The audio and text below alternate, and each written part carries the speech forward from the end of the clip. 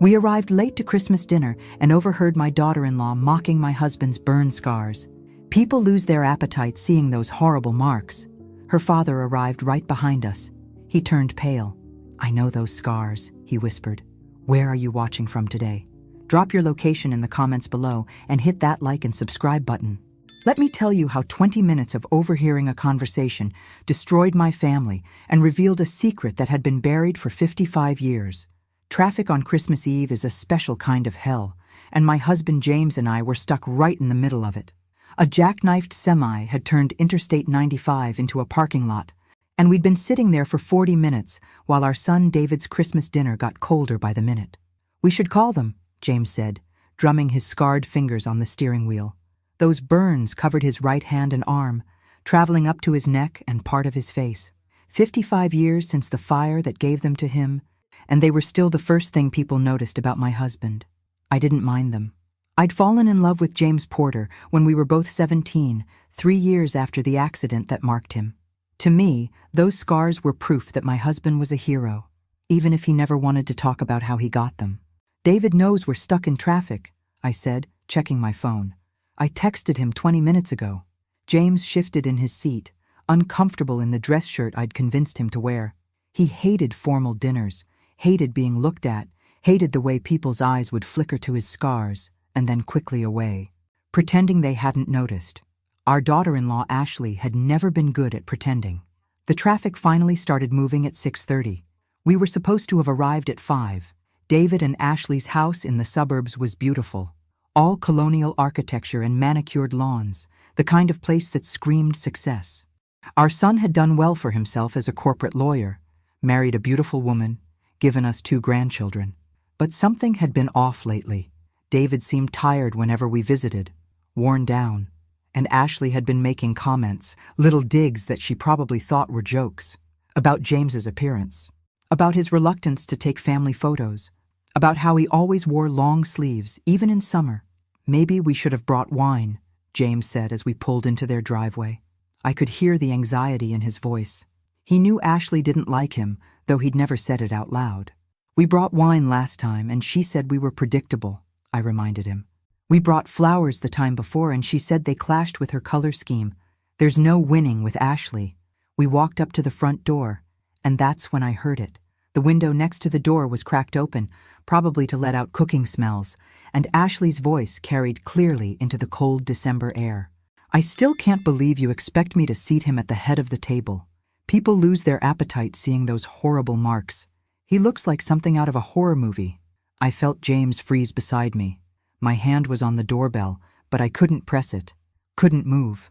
"Ashley, that's my father." David's voice, tired, defeated. "We've been through this. And I've been through 12 years of Christmas dinners trying not to stare. Your mother is bad enough with her church volunteer stories, but at least she's presentable. I invited my parents this year, David. What are they supposed to think when they see him?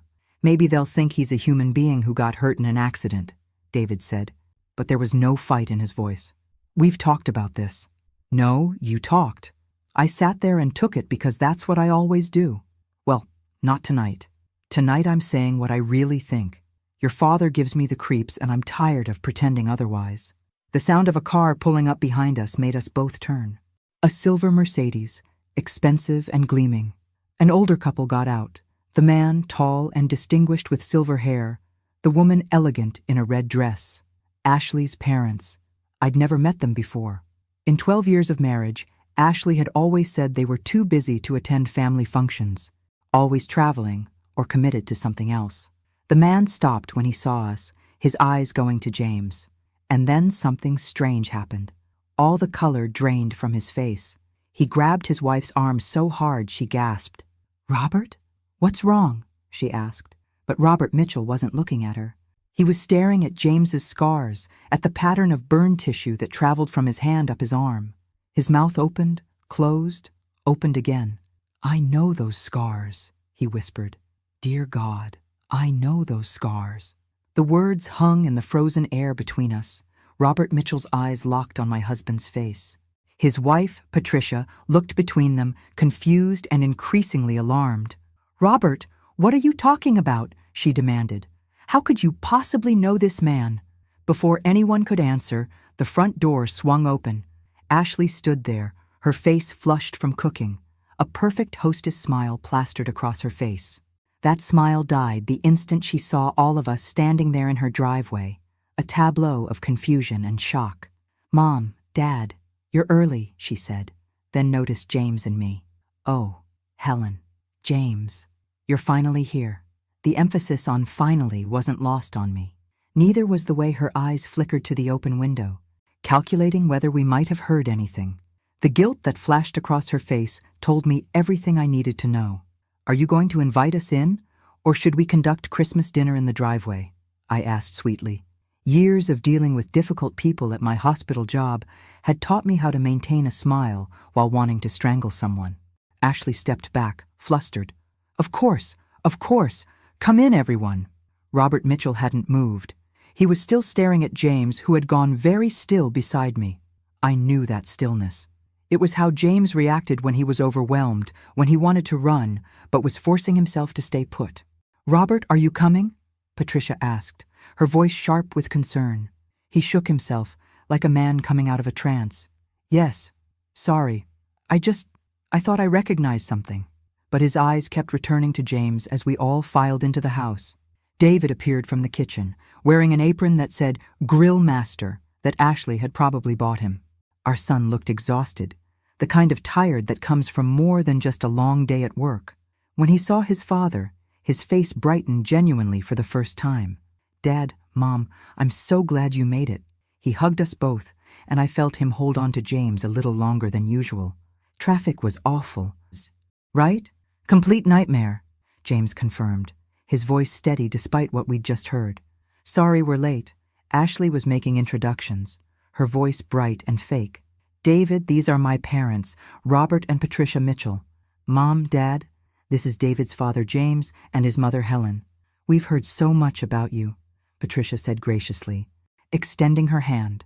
She was clearly the social one in the relationship. Ashley talks about David's family constantly. I just bet she does, I thought, shaking her hand. "All good things, I hope." Robert finally stepped forward, still looking shaken. He extended his hand to James, and I watched my husband hesitate before taking it. The moment their hands connected, Robert's grip tightened. "Where did you get those scars?" he asked abruptly. Patricia gasped at his rudeness, and Ashley's face went pale.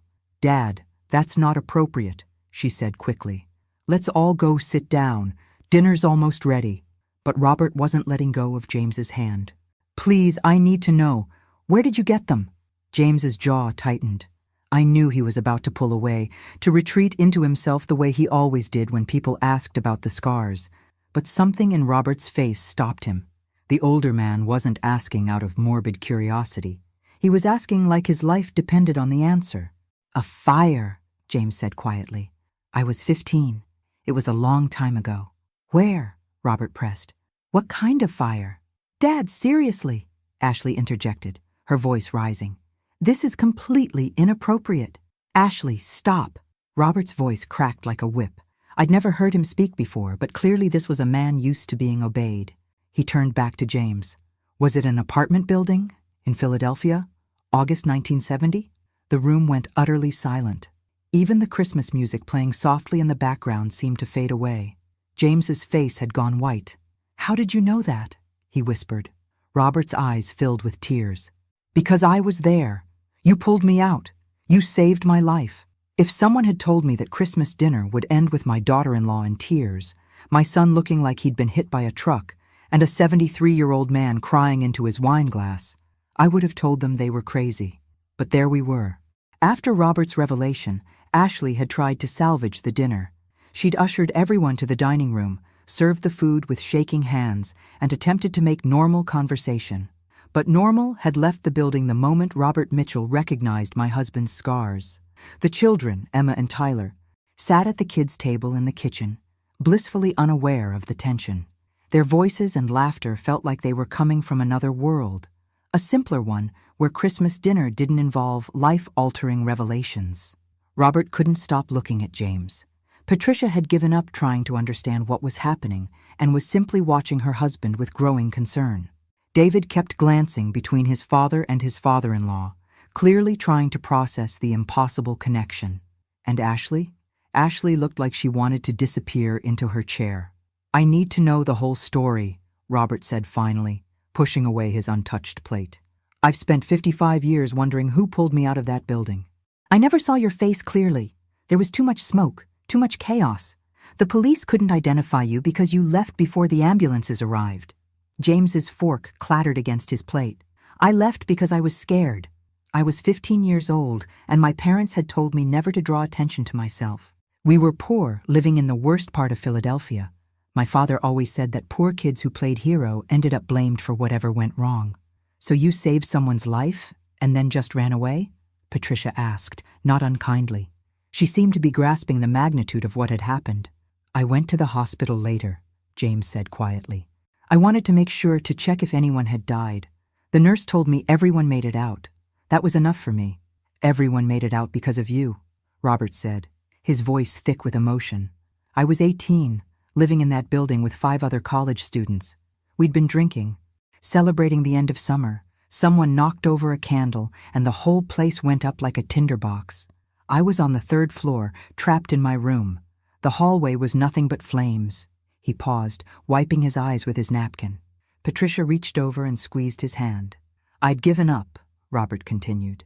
"I was lying on the floor by the window, trying to breathe through my shirt, waiting to die. And then this kid appeared out of nowhere, coming through the fire like it was nothing.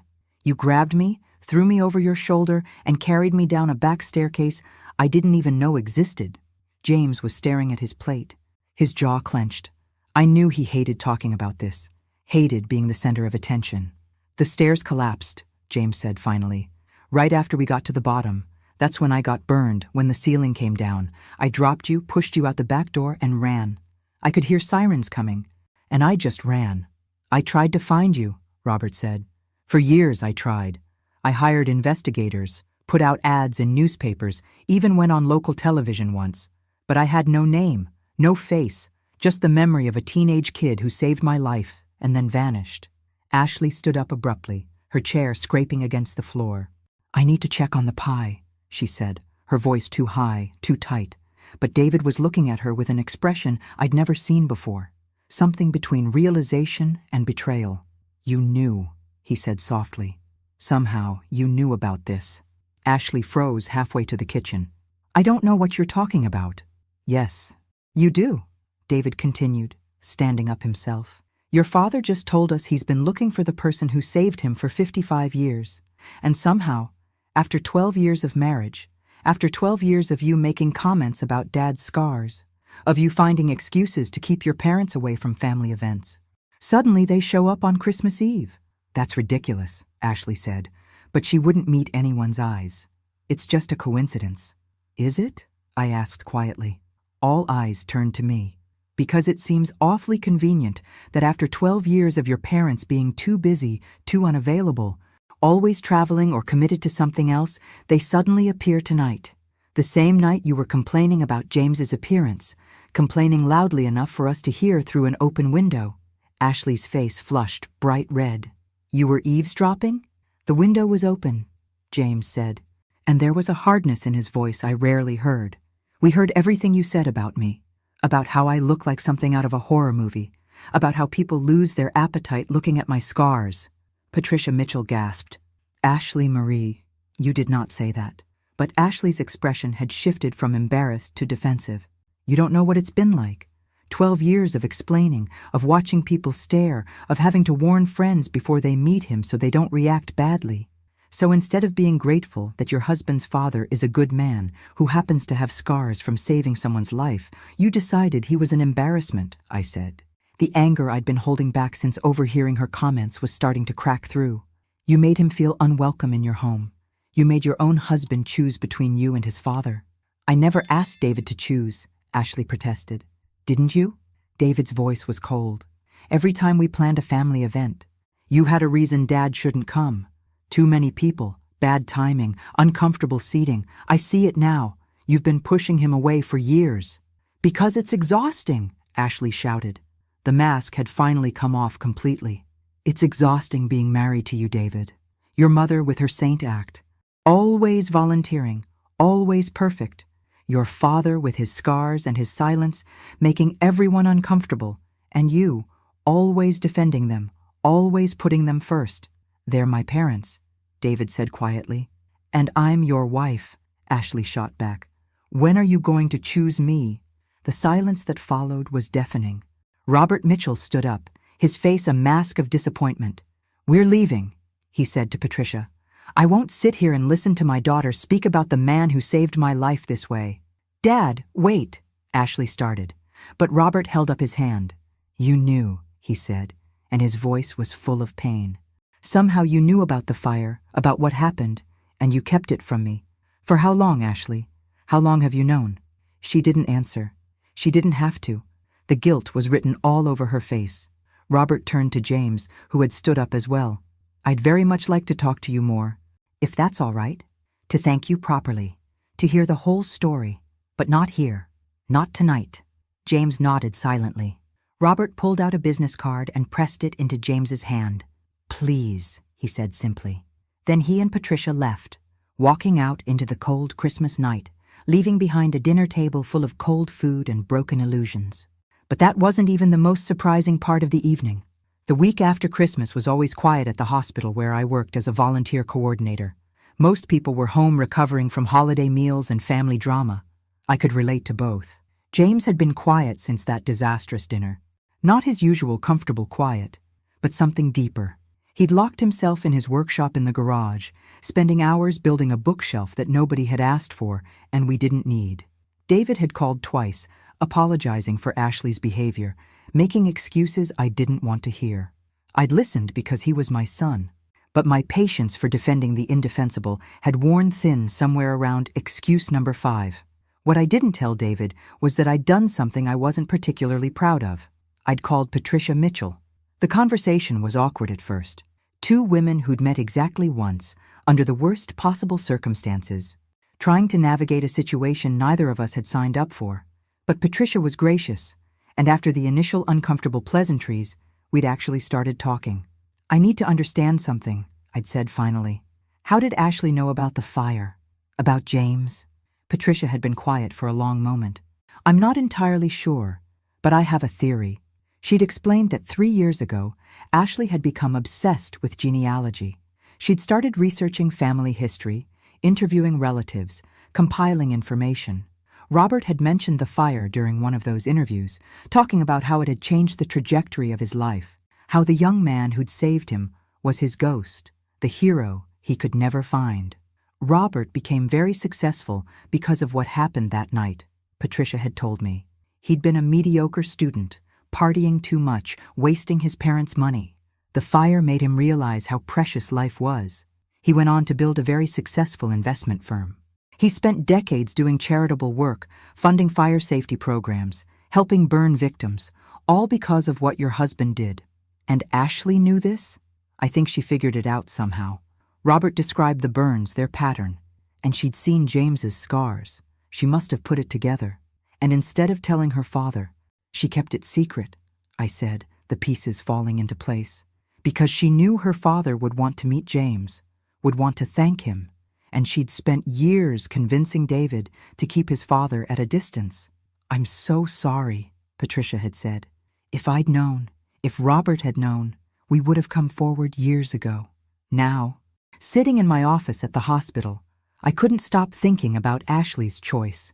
She'd known that her father had been searching for James for 55 years. She'd known how much it would mean to Robert to finally express his gratitude. And she'd kept silent because her vanity, her embarrassment over James's appearance, mattered more than her father's peace of mind. My phone buzzed. A text from David. Can we talk? Not about the dinner. Something else. Something I found. I called him immediately. What's wrong? I've been going through Ashley's things, David said, and he sounded wrecked. Not snooping exactly. She asked me to find her passport for a work trip, but I found something else. A folder labeled Robert's Hero. My blood ran cold. What was in it? Everything, Mom. Newspaper articles about the fire, hospital records, Robert's interview notes from when he was trying to find Dad. There's even a private investigator's report from 2 years ago. She paid someone to confirm that Dad was the person from the fire. 2 years. Ashley had known for 2 years and kept silent. "David," I said carefully, "what are you going to do?" He let out a long breath. "I don't know. I thought I knew my wife. I thought, despite everything, despite her faults, she loved me, that we were a team. But this? This is something else entirely. Have you confronted her?" "Not yet. She's been staying at her sister's house since Christmas. Says she needs space to think. I gave it to her because I thought maybe we were both overreacting. Maybe it was just holiday stress. But this folder, Mom, this changes everything." We talked for a few more minutes before David had to go to a meeting. I sat in my office, staring at the wall, trying to process everything. My phone rang again. Robert Mitchell. "Helen, I hope it's all right that I'm calling. Patricia gave me your number." "Of course," I said. "How are you?" "Confused, angry, grateful." He paused. "I need to see James again, to talk properly. I know Christmas dinner was a disaster, but I've waited 55 years for this. I can't let my daughter's terrible behavior rob me of the chance to know the man who saved my life. I'll talk to James," I promised. "He's been processing everything. It's a lot for him." "I understand. But Helen, there's something else you should know." Robert's voice dropped. "I did some investigating after Christmas. I have resources, contacts. I wanted to understand why Ashley kept this secret." "And did you find anything?" "Yes," he said grimly. "And you're not going to like it."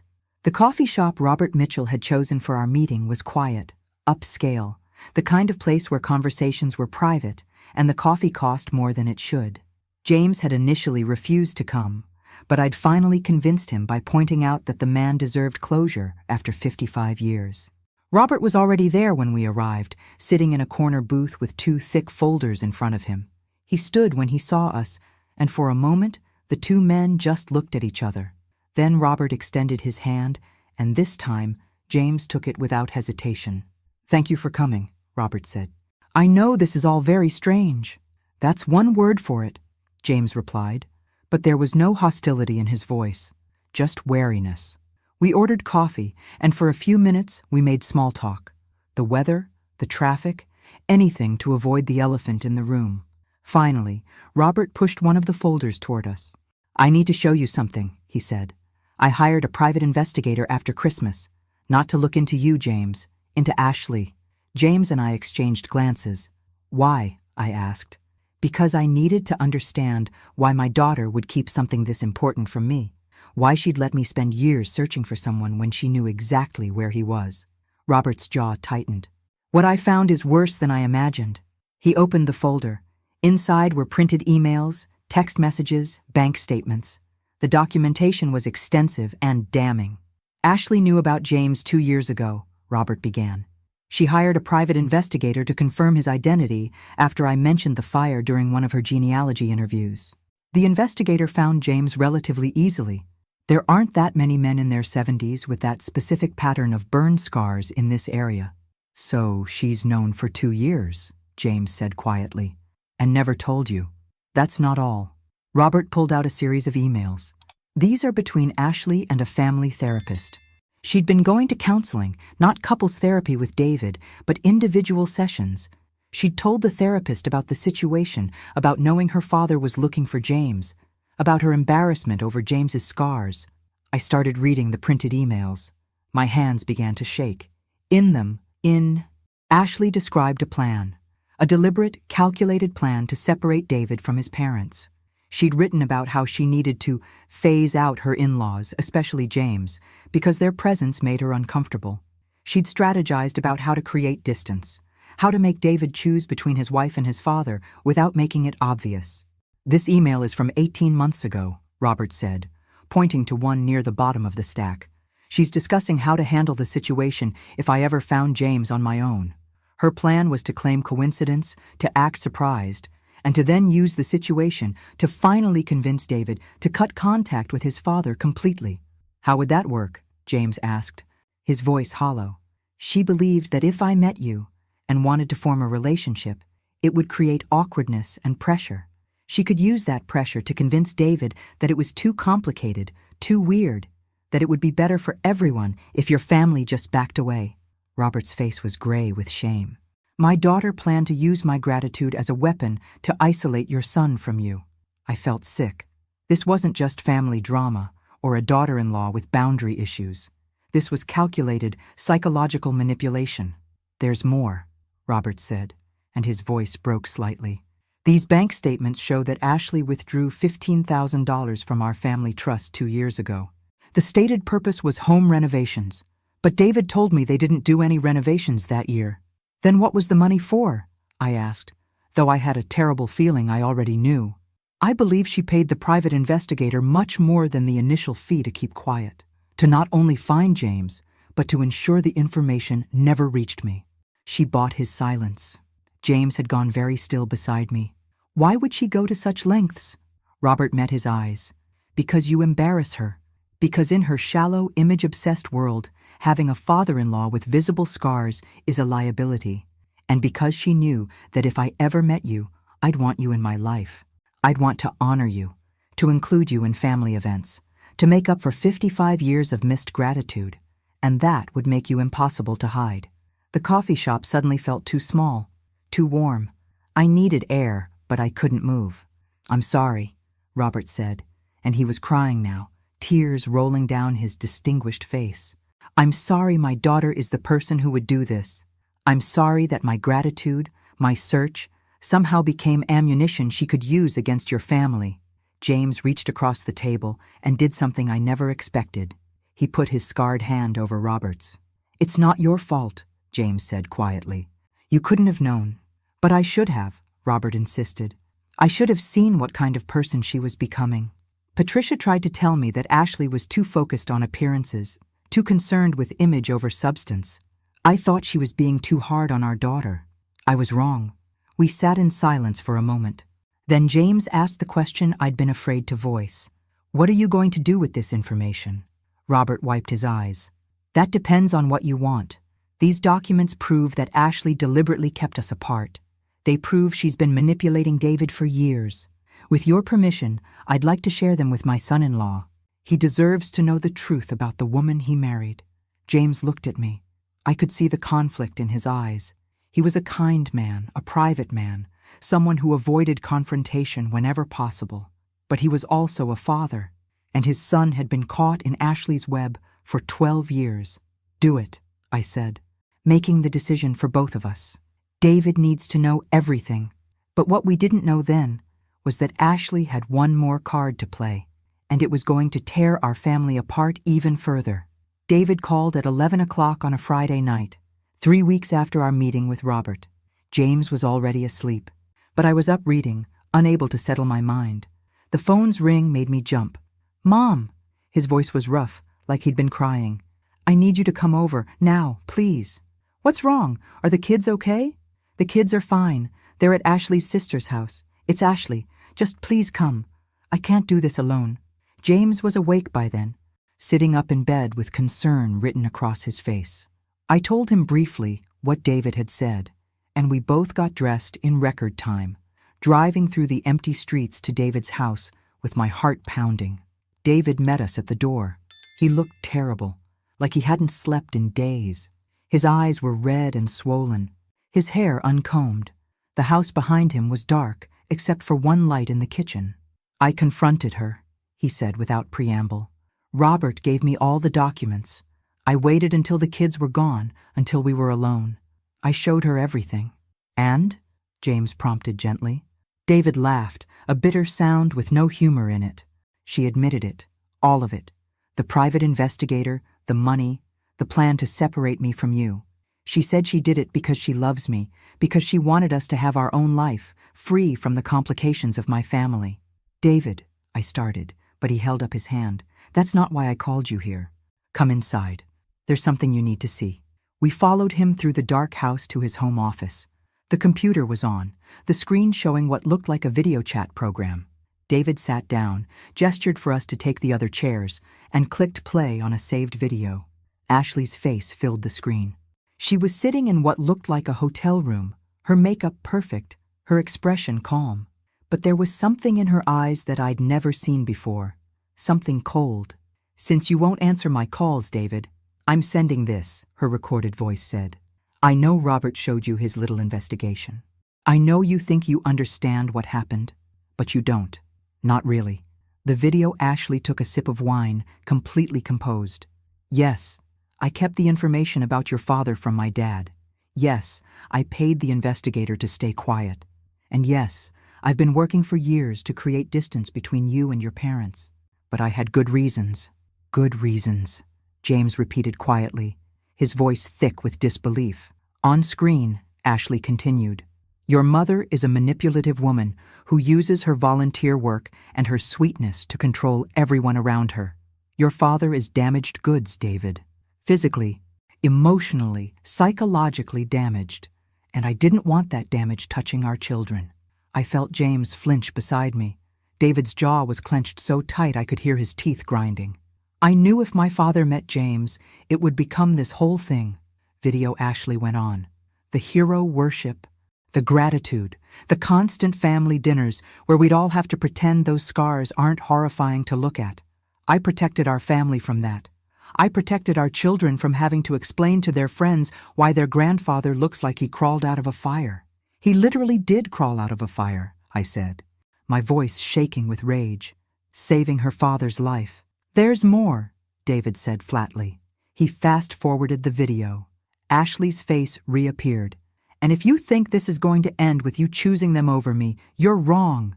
Because I have something you need to see. She held up a manila folder. Oh, do you remember when your dad supposedly gave up drinking 45 years ago?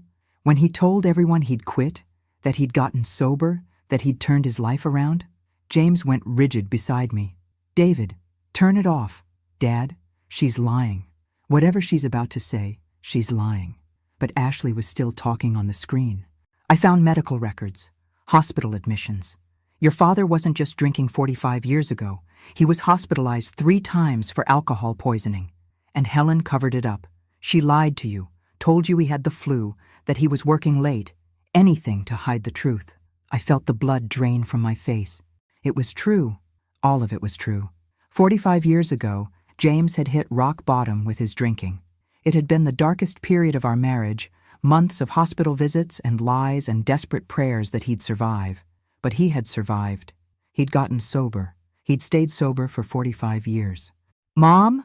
David's voice was small. Is it true? Yes, I said, because I couldn't lie. Not anymore. But he got help. He's been sober for 45 years, David. That was a lifetime ago. On screen, Ashley smiled. A cruel, triumphant smile. So you see, David, your parents aren't the saints you think they are. Your father is a drunk, and your mother is a liar. And if you choose them over me, if you let Robert's misplaced hero worship destroy our marriage, I'm going to make sure everyone knows the truth. Everyone. The video ended. The 3 of us sat in silence. The only sound, the soft hum of the computer. I got sober before you were born, James finally said, his voice barely above a whisper. I never wanted you to know about that time in my life. I was ashamed. David turned to look at his father, and I saw tears in his eyes. Dad, I don't care that you struggled with alcohol 45 years ago. I care that you overcame it. I care that you've been an amazing father my entire life. I care that Mom loved you enough to stand by you during your darkest time. Ashley is threatening to tell Emma and Tyler, I said, understanding hitting me like a physical blow. She's going to tell your children that their grandfather is a recovered alcoholic. She's going to use it to poison them against him. She already has, David said bitterly. I found messages on her phone. She's been telling Emma that Grandpa James is sick, that he has a disease that makes him dangerous. Emma asked me yesterday if Grandpa was going to hurt us. James made a sound like he'd been punched. My hand found his, holding tight. What are you going to do? I asked David. Our son looked at us, and in that moment, I saw him make a choice. The choice Ashley had been so sure he wouldn't make. I'm divorcing her, he said simply. I've already talked to a lawyer. I'm filing on Monday, and I'm going to fight for full custody of the kids. Because I will not let her turn Emma and Tyler against their grandparents with lies and manipulation. David, divorce is a big step, James said carefully. Maybe counseling might help. Dad, she threatened to destroy you publicly to get what she wants. She's been systematically isolating me from you for years. She kept information from her own father that could have brought him peace just because she was embarrassed by your scars. David's voice was steel. This isn't a marriage worth saving. This is a cage I need to escape from. I should have felt triumphant. I should have been glad that my son was finally seeing Ashley for who she really was. But all I felt was sad.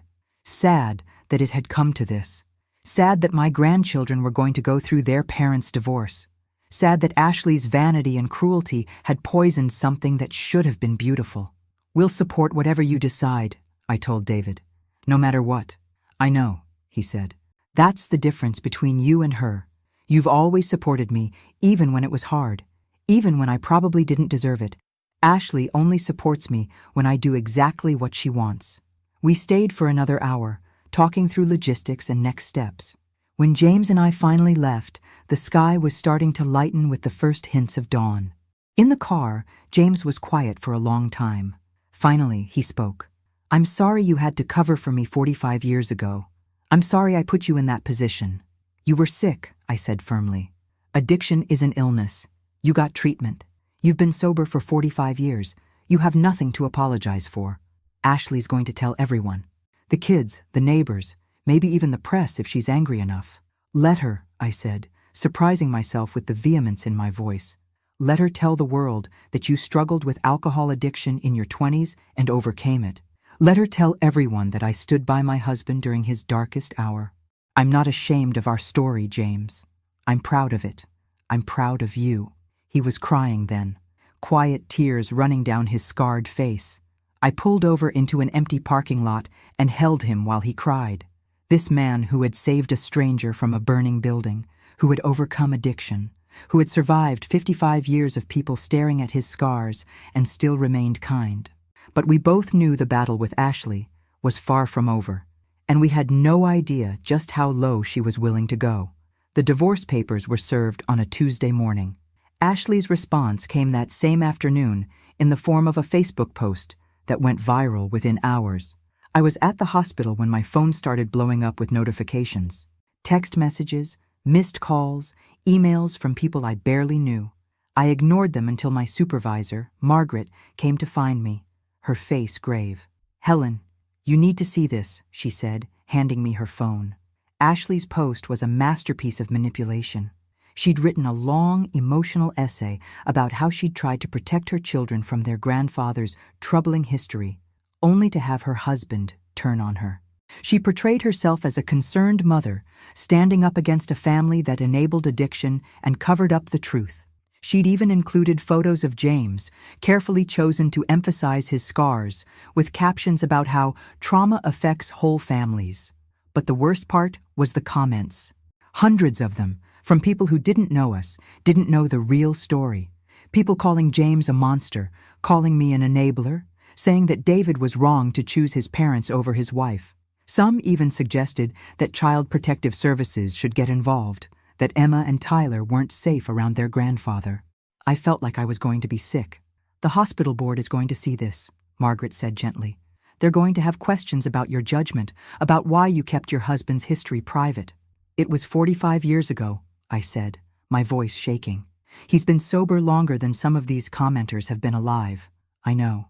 But perception matters, especially in a hospital setting, especially when it goes viral. She squeezed my shoulder. I'm on your side, Helen, but you need to be prepared for this to get worse before it gets better. She was right. By that evening, the post had been shared thousands of times. A local news station had picked it up, running a segment on family dysfunction that featured Ashley's post prominently. They'd even sent a reporter to our house, though James had refused to answer the door.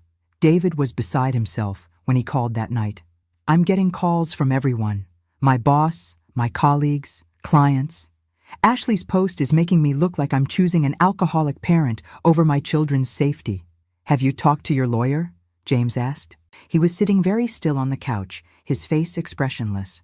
I knew that look. He was shutting down, withdrawing into himself the way he always did when the attention became too much. Yes, she says Ashley's post could actually help our case. It shows she's willing to publicly humiliate the family to get what she wants. But in the short term, it's going to be brutal. Brutal was an understatement. Over the next few days, I had to take a leave of absence from the hospital while the board investigated the situation. James stopped going to his woodworking club because some of the members had seen the post and the atmosphere had become awkward. We couldn't go to the grocery store without people staring and whispering. And then Robert Mitchell called. "I'm holding a press conference tomorrow," he said without preamble. "I'm going to tell the truth about what happened 55 years ago, about James saving my life, about Ashley's manipulation, about everything." "Robert, you don't have to do that," I protested. "This isn't your fight." "Yes, it is. James saved my life. He gave me 55 more years that I wouldn't have had. Years that I used to build a company, raise a daughter who turned out to be cruel, and search for a hero who was there all along. The least I can do is stand up for him now." "Ashley is your daughter," James said quietly. "This will damage your relationship with her permanently." "My daughter damaged our relationship the moment she chose vanity over integrity," Robert said, and there was steel in his voice. "I'm ashamed of what she's become, and I won't let her destroy a good man's reputation to save her own ego." The press conference was held at Robert's company headquarters, a gleaming tower in downtown Philadelphia. He'd invited every major news outlet in the region, and the room was packed with reporters and cameras. James, David, and I sat in the front row. I held James's hand so tightly my knuckles were white. Robert stood at the podium, looking every inch the successful businessman he was. Patricia sat behind him, her face composed, but her eyes sad. "Thank you all for coming," Robert began. "I'm going to tell you a story about a 15-year-old boy who saved my life, and the woman who tried to bury that truth for her own selfish reasons." For the next 20 minutes, Robert laid everything out. The fire, James's heroism, his 55-year search. He showed documents, photographs, medical records from his hospitalization after the fire. He explained how Ashley had discovered James's identity and kept it secret. He shared the private investigator's report, the emails detailing her manipulation of David, and then he addressed James's addiction. "My daughter has attempted to paint James Porter as an unfit grandfather because he struggled with alcohol addiction 45 years ago," Robert said, his voice ringing through the room. "Let me be clear. James Porter got sober before his son was born and has maintained that sobriety for 45 years. He got help. He overcame his illness. That is not a mark of shame. That is a mark of strength." The reporters were frantically taking notes. Cameras were flashing. I could see some of them looking at James, their expressions shifting from curiosity to respect. "My daughter is not a victim," Robert continued. "She is a manipulator who used her own father's trauma as leverage in a petty crusade against a man whose only crime was being scarred by the fire that saved my life. She has publicly humiliated a hero, and I will not stand for it." He paused, looking directly at the cameras. "James Porter, if you're watching this, I'm sorry. I'm sorry it took 55 years to thank you. I'm sorry my daughter made you regret saving my life. And I'm sorry that your reward for being a hero has been cruelty and judgment from people who don't know your story." When the press conference ended, the reporters mobbed us. They wanted interviews with James, wanted the hero's perspective, but James simply shook his head, squeezed Robert's hand in thanks, and walked out with his head high. The narrative changed overnight. Ashley's Facebook post was now seen as manipulative rather than brave. People who had commented in support of her were deleting their comments, embarrassed. The news segment about family dysfunction was replaced with features about unsung heroes and overcoming addiction. But the battle wasn't over yet, because Ashley had one last weapon to use, and it was the most dangerous one of all. The call came from David's lawyer on a Friday afternoon.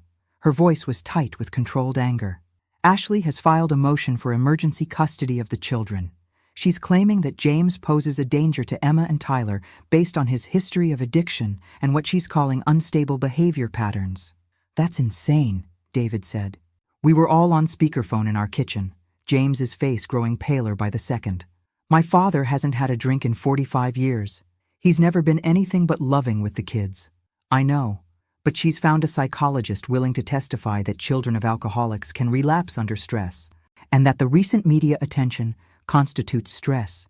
She's arguing that James should have no contact with Emma and Tyler until he undergoes a psychological evaluation." "Can she do that?" I asked, my voice sharp. She can try. The hearing is Monday. We'll need character witnesses, documentation of James's sobriety, maybe a statement from his AA sponsor if he has one. James stood up abruptly and walked out of the kitchen. I heard the back door open and close. I'll get you everything you need, David promised the lawyer. After he hung up, he looked at me with devastated eyes. Mom, I'm so sorry. I never thought she'd go this far. She's desperate, I said, trying to sound calmer than I felt. Robert's press conference turned public opinion against her. This is her last play. I found James in the backyard, sitting on the bench we'd placed under the old oak tree. He was staring at his hands, those scarred, capable hands that had saved a life and built a family and never raised in anger. She's going to win, he said flatly.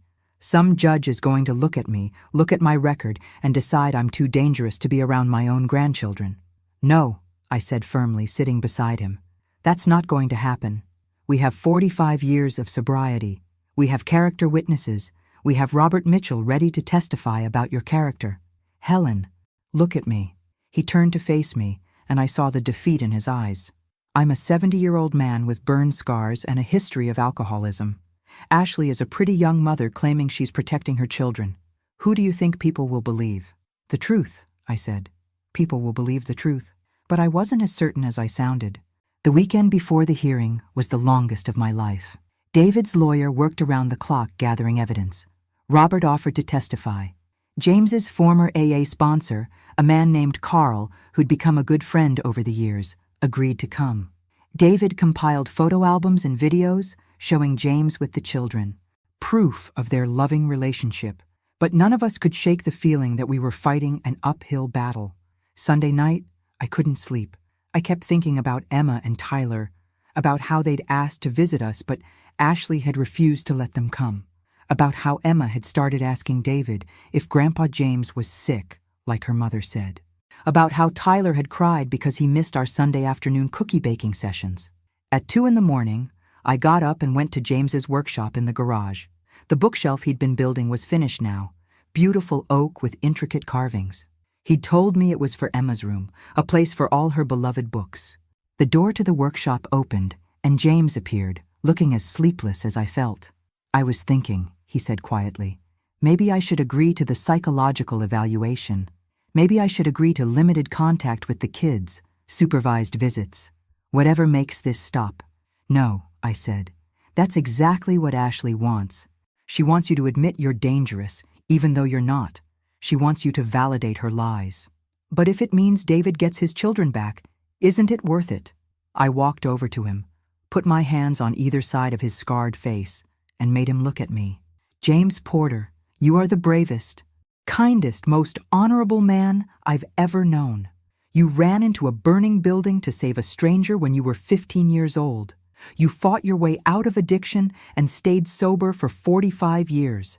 You have been an amazing father and an incredible grandfather, and I will not let Ashley's lies make you question any of that.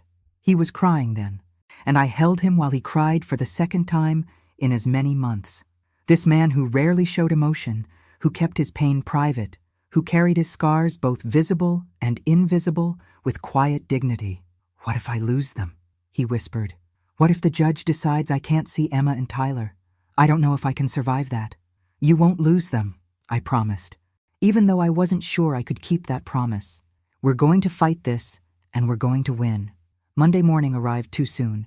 The courthouse was packed with reporters, thanks to Robert's press conference. We had to push through a crowd of cameras and microphones just to get inside. The hearing room was smaller than I expected, more intimate. Ashley sat on one side with her lawyer, looking demure and concerned in a navy blue dress with her hair pulled back. She didn't look at us, didn't acknowledge our presence. Emma and Tyler weren't there. David had insisted they not be present, and thankfully the judge had agreed. Ashley's lawyer went first, painting a picture of James as an unstable addict who'd hidden his past and now posed a potential danger to his grandchildren. She brought up the fire, suggesting that anyone who would run into a burning building showed reckless disregard for personal safety that might extend to the children's well-being. I wanted to scream. She was using James's heroism as evidence of mental instability. Then it was our turn. David's lawyer was brilliant. She presented 45 years of sobriety records. Carl testified about James's commitment to recovery, about how he'd sponsored others in AA, about his integrity and dedication. Robert took the stand and told his story again, this time directly to the judge, explaining exactly what kind of man James was. And then David testified. "My father has been the best role model I could have asked for," he said, his voice steady despite the emotion in his eyes. "He taught me about responsibility, about facing your mistakes, about being honest. Yes, he struggled with addiction when he was younger. And yes, he got help and overcame it. That's not something to be ashamed of. That's something to be proud of." He looked directly at Ashley then. "My soon-to-be ex-wife is not protecting our children. She's using them as weapons because she's embarrassed by my father's appearance and angry that her manipulation has been exposed. She doesn't get to rewrite history and turn a hero into a villain just to save face."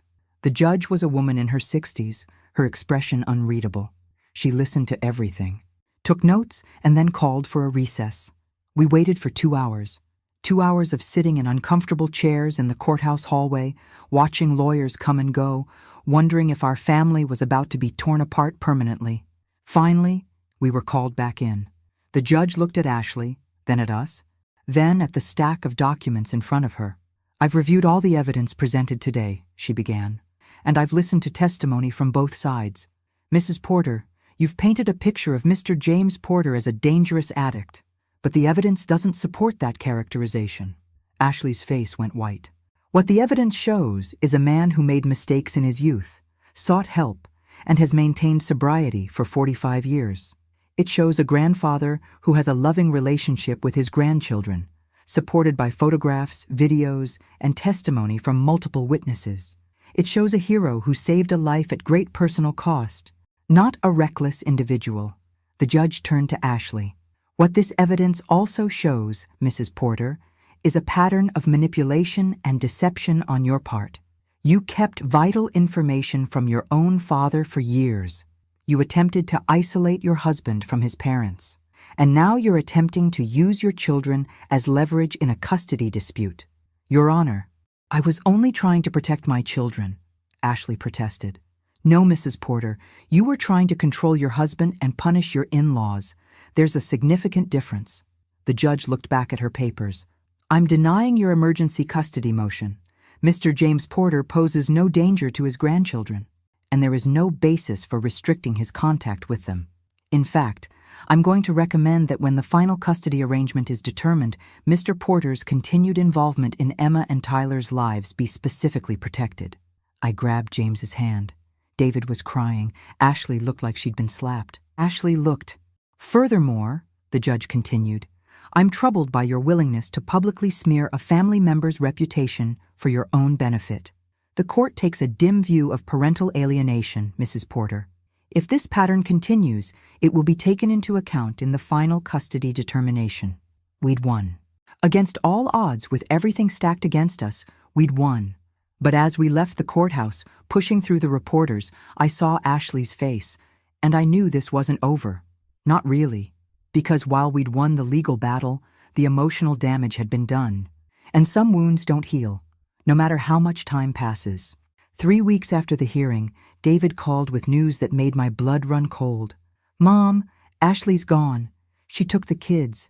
I nearly dropped the phone. "What do you mean, gone?" "I went to pick up Emma and Tyler for my custody time. Ashley's sister's house was empty. Neighbors said they saw them loading up a car 2 days ago. Ashley's not answering her phone. Her lawyer claims she doesn't know where Ashley is." "David, that's kidnapping." "I know. I've already called the police. They're issuing an Amber Alert." His voice broke. "Mom, what if I never see them again? What if she's taken them somewhere I can't find them?" James had come into the room when he heard my voice rise. I quickly filled him in. "We need to find them," James said immediately. "We need to help David find his children." "The police are involved now," David said. "There's not much we can do except wait." But waiting felt impossible. Emma was 10 years old. Tyler was 7. They had school, friends, a whole life here. Where would Ashley take them? How far would she go? The answer came sooner than we expected, and from a source none of us anticipated. Patricia Mitchell called that afternoon. Her voice was shaking. "Helen, I think I know where Ashley is." "Where?" "There's a family property in Montana. It belonged to Robert's parents. A remote cabin in the mountains. Ashley loved it as a child. We used to spend summers there. If she's gone anywhere, it's there." "Have you told Robert?" "I'm about to.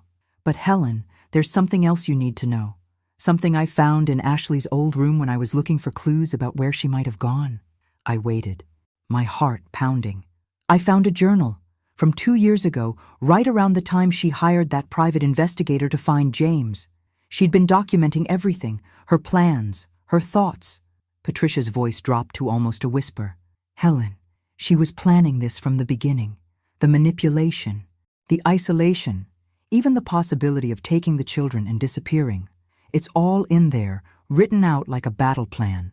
Why would she document all of that? I think she thought of it as a project, like her genealogy research. She was approaching the destruction of your family like it was a problem to be solved." Patricia was crying now. "My daughter is sick, Helen.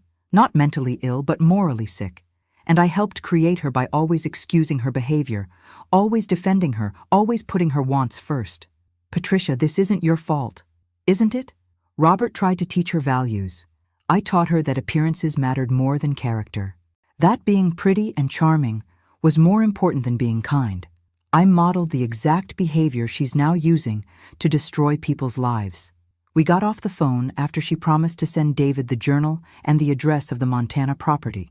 Within an hour, David had contacted the local authorities in Montana, and they'd agreed to send someone to check the cabin. But what they found there changed everything. The cabin was empty, but it showed signs of recent occupation. Food in the refrigerator, beds slept in, children's clothes in the bedroom. Ashley had been there with Emma and Tyler, but they'd left. Left in a hurry, according to the local sheriff, based on the items left behind. And they'd found something else. A note addressed to Robert. "You turned everyone against me. You chose a stranger over your own daughter. Now you'll never see your grandchildren again. I hope saving James Porter was worth it." Robert called us that night, his voice broken. "She's using Emma and Tyler to punish me, because I stood up for James at the press conference, because I told the truth." "Robert, this isn't your fault," I said, echoing what I'd told Patricia. "Ashley made her choices. But she's my daughter. Somehow Patricia and I failed her. We created someone capable of this level of cruelty." James took the phone from me. "Robert, listen to me. I've been thinking a lot about responsibility lately, about how much of Ashley's behavior is about me, about my scars, about the fire. And I've realized something. At some point, we have to stop taking responsibility for other people's choices. Ashley is an adult. She chose to manipulate. She chose to lie. She chose to take those children. That's on her, not on you." It was the most I'd heard James say about the situation since it began. And he was right. We'd all been so busy blaming ourselves, wondering what we could have done differently, that we'd forgotten the simple truth. Ashley was responsible for Ashley's choices, but that didn't help us find Emma and Tyler. 2 days later, we got a call from an unexpected source. A woman named Dr. Sarah Chen, a child psychologist from Seattle. "I'm calling about Emma and Tyler Porter," she said. "I have them in my office right now." "What? How?" David was on the phone within seconds of me calling him. "Their mother brought them to me yesterday. She wanted me to evaluate them, to document their anxiety about seeing their grandfather. But when I started the evaluation, the children told me a very different story." "Doctor." Chen explained that Emma and Tyler weren't afraid of James at all. They missed him. They'd been confused and upset by their mother's sudden decision to leave Pennsylvania, to pull them out of school, to tell them they could never see their grandfather again. Emma is 10, old enough to understand more than her mother realized. She told me about the hearing, about how her mother had lied about Grandpa James. She asked if I could help her call her dad. Dr. Chen's voice was warm. So I did, and then I called the police. Dr. Chen explained that Ashley hadn't just fled to Seattle at the last minute. From what the children told me, they'd been here for about 3 weeks. Ashley had rented an apartment, enrolled them in a new school under different names, and was building what she called documentation for an international custody case. She'd been taking them to various doctors and therapists, trying to get someone to confirm that the children were traumatized by their grandfather. 3 weeks, I repeated. understanding dawning. She'd been planning this for weeks before she even left Montana. It appears so.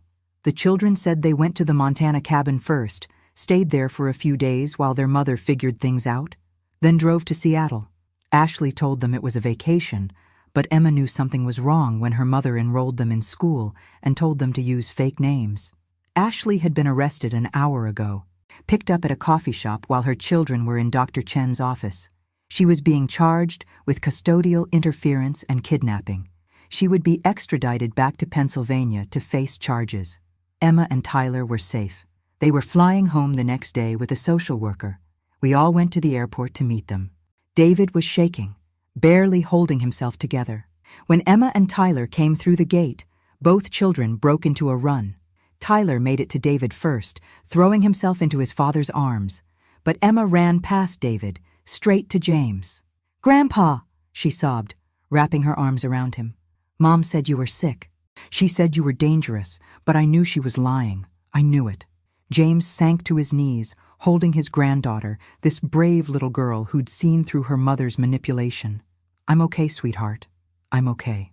Tyler joined them, and then David, and I stood watching my family hold each other in the middle of the airport while travelers walked around us, and I cried tears of relief. But even then, even with the children home safe, I knew we weren't done, because Ashley was facing serious charges, and the trial was going to expose every detail of her manipulation, her deception, her willingness to destroy lives to get what she wanted. The final revelation was still to come, and it would be worse than any of us imagined. The trial started on a humid Tuesday in August, 8 months after that disastrous Christmas dinner. Ashley was facing multiple charges: custodial interference, kidnapping, parental alienation, and several financial crimes related to the money she'd taken from her family's trust. James didn't want to attend. He'd said everything he needed to say, and being in a courtroom with everyone staring at him, dissecting his past, was his version of hell. But Robert had asked him to come, and James couldn't say no to the man whose life he'd saved. The prosecution's case was strong. They had the journal Patricia had found, documenting Ashley's plans. They had the emails to the therapist. They had testimony from David, from Emma, from Dr. Chen in Seattle. They had proof of Ashley's 2-year deception about James's identity. But Ashley's defense team had a strategy. They were going to paint her as a protective mother, driven to desperate measures by a family that had gaslit her, manipulated her, and turned everyone against her when she tried to protect her children. On the 3rd day of the trial, they called their surprise witness. "Me, Mrs. Porter," Ashley's lawyer began, his voice smooth. "You've been married to James Porter for 45 years, is that correct?" "Yes." "And during that time, has he always been honest with you?" I felt my stomach drop. "What do you mean?" "I mean, has your husband always told you the truth about his past, about his actions, about his history?" David's lawyer objected, but the judge allowed the question. I had to answer. "My husband and I have been honest with each other about everything that matters." "Everything that matters," the lawyer repeated. Interesting phrasing. Are you aware, Mrs. Porter, that your husband lied on his hospital admission forms 45 years ago when he was being treated for alcohol poisoning? He was sick and ashamed. Many people in his situation lie. Are you aware that he lied to his employer about the reason for his extended absences during that period? He had an illness. He was protecting his job. The lawyer smiled, not pleasantly. Lying to protect yourself. Lying because you're ashamed. These are understandable, you say. So when my client lied about knowing her father was searching for James Porter, when she lied because she was ashamed of her father-in-law's appearance and protecting her social standing, why is that different? Because her lies hurt people, I said, my voice rising. Her lies separated a father from his children. Her lies destroyed families. James's lies 45 years ago were about protecting himself when he was at his lowest point. Ashley's lies were about controlling and manipulating everyone around her. Or, the lawyer countered, Ashley's lies were about protecting her family from what she perceived as an unstable influence. He pulled out a document and presented it to the judge. This is a psychiatric evaluation of James Porter from 46 years ago, before he went to rehab. It describes severe depression, anxiety, and what the doctor called unresolved trauma from his burn injuries. James had gone very still beside me. I'd known about the depression, had lived through it with him, but seeing it weaponized like this, used to paint him as unstable, was unbearable. My client, Ashley's lawyer continued, was aware of this history. She knew that her father-in-law had struggled not just with alcoholism, but with mental health issues. She made a judgment call about what was best for her children. Was she perfect? No. Did she handle it well? Perhaps not. But was she malicious? Or was she simply a mother trying to protect her family the best way she knew how? It was a brilliant defense, twisted, dishonest, but brilliant. He was reframing Ashley's cruelty as misguided protection. The prosecution countered with the journal, with Ashley's own words planning the elimination of James from David's life. They showed the emails where she'd laughed about manipulating David. They presented testimony from Emma, who bravely told the court how her mother had lied to her, scared her, used her as a weapon against her father and grandfather. But the damage was done. The defense had successfully muddied the waters, making it seem like this was a family dispute gone wrong, rather than deliberate, calculated abuse. And then Robert Mitchell took the stand. He looked older than he had at Christmas, the stress of the past months showing in new lines on his face. But his voice was strong and clear as he told his story once again. The fire, the rescue, the 55 years of searching. My daughter knew how important finding this man was to me, Robert said. She knew that every year on the anniversary of the fire, I would spend the day thinking about him, wondering if he was alive, if he was happy, if he knew how much his bravery meant to me. She knew all of this, and she kept silent. Ashley's lawyer cross-examined him. Mr. Mitchell, would you say you've been somewhat obsessed with finding the person who saved you? I'd say I've been grateful. Grateful enough to potentially overlook warning signs about Mr. Porter's fitness to be around your grandchildren? There were no warning signs. James Porter is one of the finest men I've ever met. But you didn't meet him until 8 months ago. You knew nothing about him except that he pulled you from a fire 55 years ago. Isn't it possible that your gratitude has blinded you to legitimate concerns? No, Robert said firmly, because I did my research. After I met James, I looked into his life. I spoke with people who know him, worked with him, have been part of his community for decades. Everyone told me the same thing. James Porter is a good man who made mistakes, learned from them, and became better because of them. That's not someone to fear. That's someone to admire. The trial lasted 2 weeks. Witnesses came and went, evidence was presented, arguments were made. But through it all, one thing became crystal clear. This was never about protecting children. It was about control. Ashley had wanted to control her image, her husband, her family narrative. When that control was threatened by the truth about James's heroism and her father's gratitude, she'd escalated. She'd lied, manipulated, stolen money, and finally kidnapped her own children in a desperate attempt to maintain control. The jury deliberated for 6 hours. When they came back, their verdict was unanimous. Guilty on all counts. Ashley showed no emotion as the verdict was read. She didn't cry, didn't react, just stared straight ahead, like she couldn't believe this was happening to her. The sentencing hearing was scheduled for 2 weeks later. In the meantime, David was awarded full custody of Emma and Tyler. Ashley would have supervised visitation once she completed her sentence, which her lawyer estimated would be 3 to 5 years. The day of sentencing, I expected Ashley to finally show some remorse, some understanding of what she'd done. Instead, when given the chance to address the court, she stood up and delivered one final act of defiance. I don't regret protecting my children, she said, her voice steady. I don't regret trying to maintain standards and dignity in my family. What I regret is marrying into a family that valued sentiment over sense, that made a hero out of a man with burn scars and an alcohol problem, that turned on me when I dared to speak the truth. She looked directly at James for the first time since the trial began. You should have stayed in that burning building, she said. The world would have been better off. The courtroom erupted. The judge banged her gavel, calling for order. Robert stood up, his face white with shock and grief. David put his head in his hands. But James just looked at Ashley with something like pity. I hope you find peace, he said quietly. I really do. The judge sentenced Ashley to the maximum, 7 years in prison. She also permanently restricted Ashley's custody rights.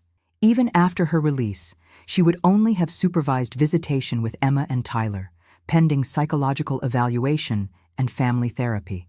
As Ashley was led away in handcuffs, she didn't look at any of us.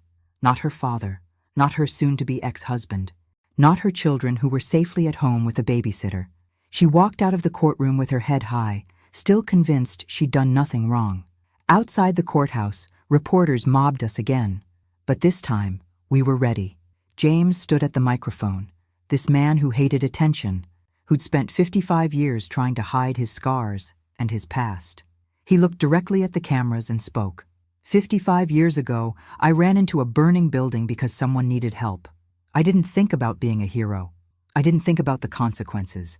I just knew someone was in trouble. And I could help. I'd do it again. He paused, emotion thick in his voice. What happened with Ashley was tragic, not because of the legal consequences she's facing, but because somewhere along the way, she learned to value appearance over character. She learned to see people's outsides rather than their insides. And that's a kind of blindness that destroys lives. He touched his scarred face, those marks that had caused so much trouble. These scars tell a story. They tell the story of a night when I chose to be brave instead of safe. They tell the story of 55 years of living with the consequences of that choice. And they tell the story of a family that almost fell apart because one person couldn't see past the surface. He looked at Robert. But they also tell the story of a man I saved, who never forgot, who never stopped being grateful. And that matters more than all the rest. Robert stepped forward and embraced James. These two men bound together by fire and time and scars that went deeper than skin. The reporters got their story, but it wasn't the story of family dysfunction or manipulation or legal drama. It was the story of heroism, gratitude, and the price of valuing appearance over substance. 6 months later, we celebrated Christmas at David's house again. But this time, it was different. Emma and Tyler helped me make cookies. Robert and Patricia came, bearing gifts and stories. David smiled more than I'd seen him smile in years. And James? James sat at the head of the table, his scarred hands folded, surrounded by people who loved him not despite those scars, but in part because of them. Because those scars represented who he was at his core. Someone who ran toward danger to help others. Someone who survived. Someone who endured. Emma stood up before dinner and raised her juice glass. I want to make a toast, she said, her 10-year-old voice clear and strong. To Grandpa James, the bravest man I know. Everyone raised their glasses. Even Tyler, who was 7 and didn't quite understand what was happening, lifted his juice box high. To Grandpa James, they echoed. And James, my husband, the boy who ran into a fire, the man who overcame addiction, the grandfather who fought for his family, smiled, really smiled. It had taken 55 years, a daughter-in-law's cruelty, a trial, and almost losing everything. But he'd finally learned what I'd known all along. His scars didn't make him less. They made him more. More brave, more resilient, more worthy of love. And everyone could finally see what I'd seen from the beginning. Not a damaged man with burn scars, but a hero with proof of his courage written on his skin. Thanks for listening. Don't forget to subscribe and feel free to share your story in the comments. Your voice matters.